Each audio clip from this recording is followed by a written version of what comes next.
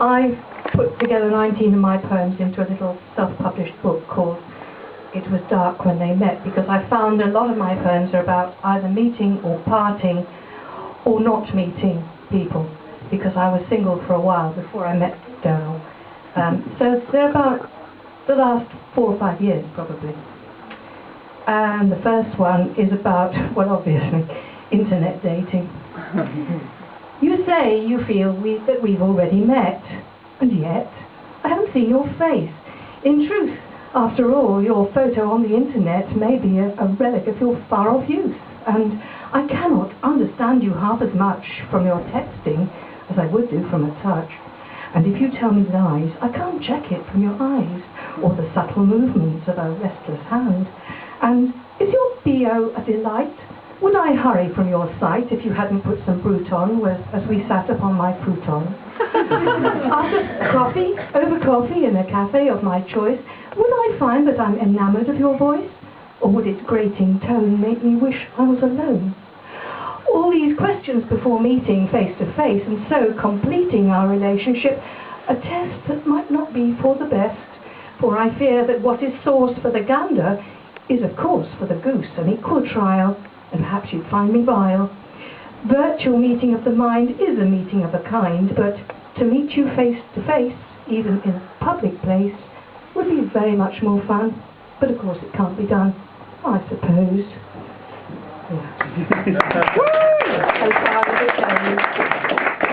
Here's one about an almost meeting. It's called Dinner Alone. She's rummaging in her handbag. Her not young, not old face is tilted downwards. The slight wattle under her chin is more obvious at this angle. She is used to being noticed. Her hesitant manner as she entered the restaurant was a pose. Her faltering attempts to speak Italian with the waiter sound genuinely tentative. She glances round the room, not quite catching anyone's eye.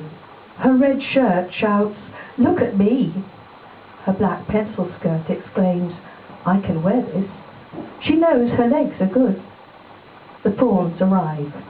Now she's focused, tearing off the delicate legs, the transparent heads with their sad black eyes, peeling back the papery skin to the soft pink flesh, spearing the bodies with her fork, mopping up tomato juice with her bread. In this soulless hotel on the outskirts of town, conference facilities, internet, parking spaces, easy reach of all amenities, she sits back, takes up the pen and the scraps of paper again. She begins to cover the pages with a tightly packed scrawl. "I finished my dinner." As I pass behind her, I look over her shoulder and read, "She is rummaging in her handbag."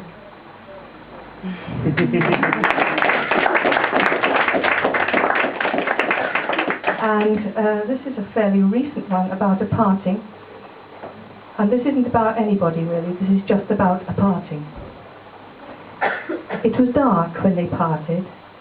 In his mind's cavity, solemn bells told him her promise was paper and wax, not currency, not ironclad, not a license to kill, nor a reason to live.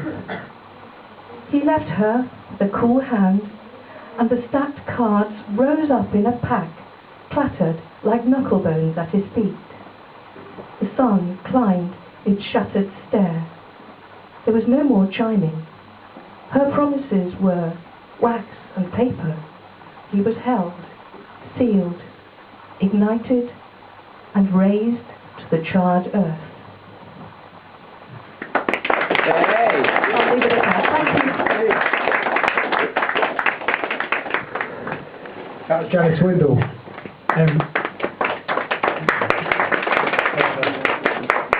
There should be a prize for the rhyme of the night, shouldn't there? Because futon and bruton. It's miles ahead.